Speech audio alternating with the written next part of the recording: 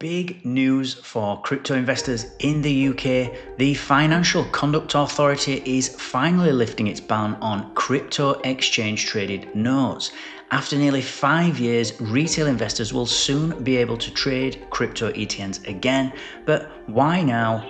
What's changed and what does this mean for the future of crypto investing in the UK? In this video, we're breaking down everything that you need to know about the FCA's decision, what protections are in place, and how this fits into the UK's broader crypto roadmap. Welcome back to Enter Crypto, where we make sense of the evolving world of crypto regulation in the UK and Europe. So on October the 8th, 2025, the UK's Financial Conduct Authority, or FCA, will officially lift its ban on retail access to crypto exchange traded notes, or crypto ETNs.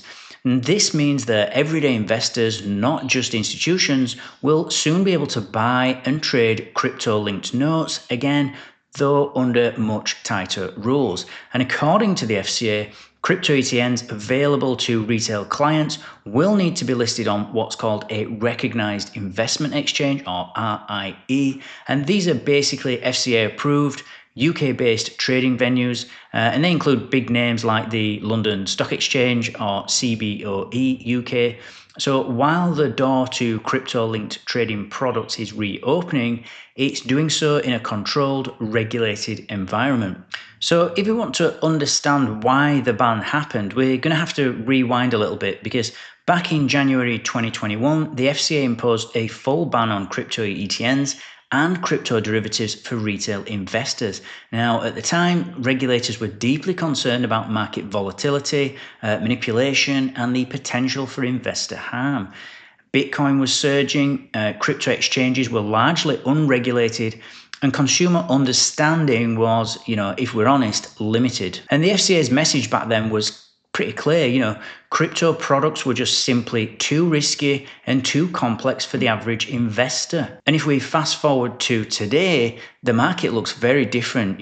Institutional players are heavily involved, major exchanges have matured, and education around crypto products has improved significantly. And that's really what the FCA is acknowledging with this move. And in their announcement, David Gill, who is the FCA's Executive Director of Payments and Digital Finance, said that since we restricted retail access to crypto ETNs, the market has evolved and products have become more mainstream and better understood.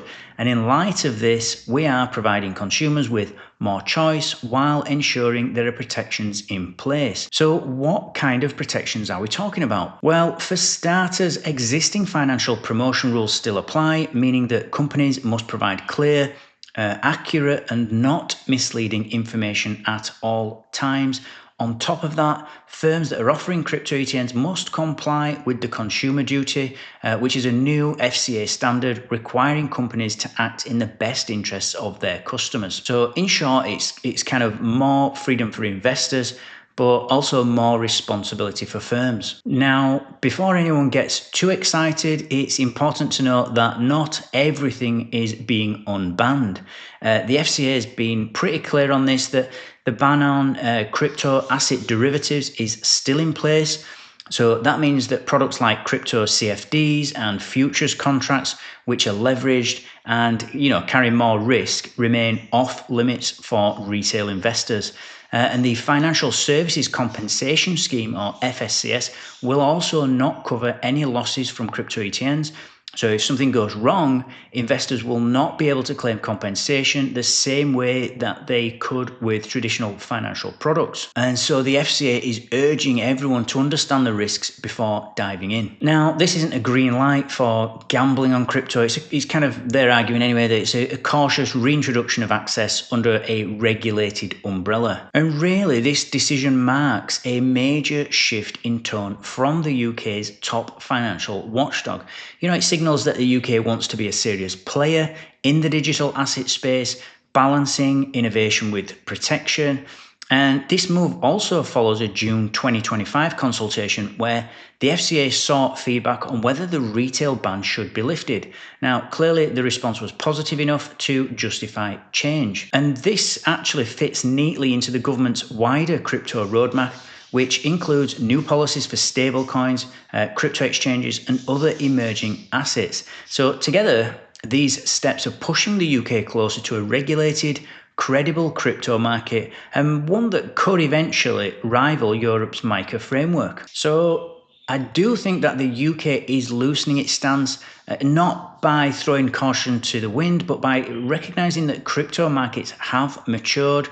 Retail investors will soon have access to crypto-linked products again, but within this sort of safe and transparent framework. So it's a sign that the FCA no longer sees crypto as the Wild West, but as a legitimate, evolving part of the financial ecosystem. And as always, let me know what you think. Is this a smart step forward or a risky move too soon? Let me know in the comments.